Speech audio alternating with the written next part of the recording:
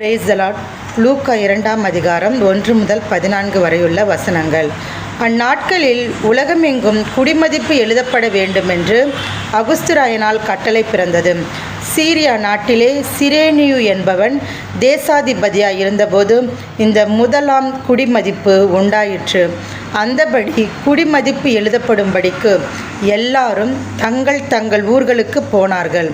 அப்பொழுது யோசேப்பும் தான் தாவீதின் வம்சத்தானும் குடும்பத்தானுமாய் இருந்தபடியினாலே தனக்கு மனைவியாக நியமிக்கப்பட்டு கர்ப்பவதியான மரியாளுடனே குடிமதிப்பு எழுதப்படும்படி கலிலேயா நாட்டிலுள்ள நாசரேத்தூரிலிருந்து யூதேயா நாட்டிலுள்ள பெத்லகேம் என்னும் தாவீதின் ஊருக்கு போனான்.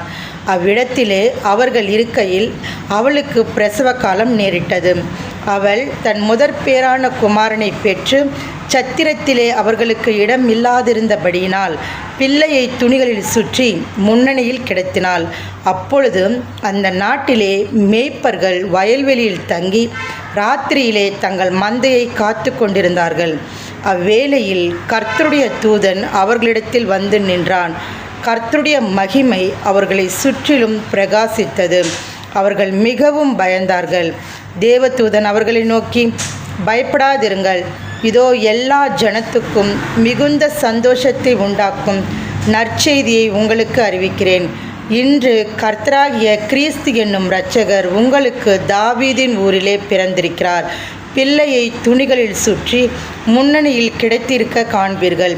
இதுவே உங்களுக்கு அடையாளம் என்றான்.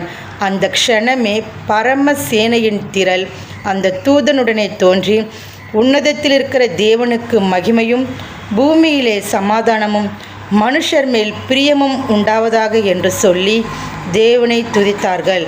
ஆமேன்.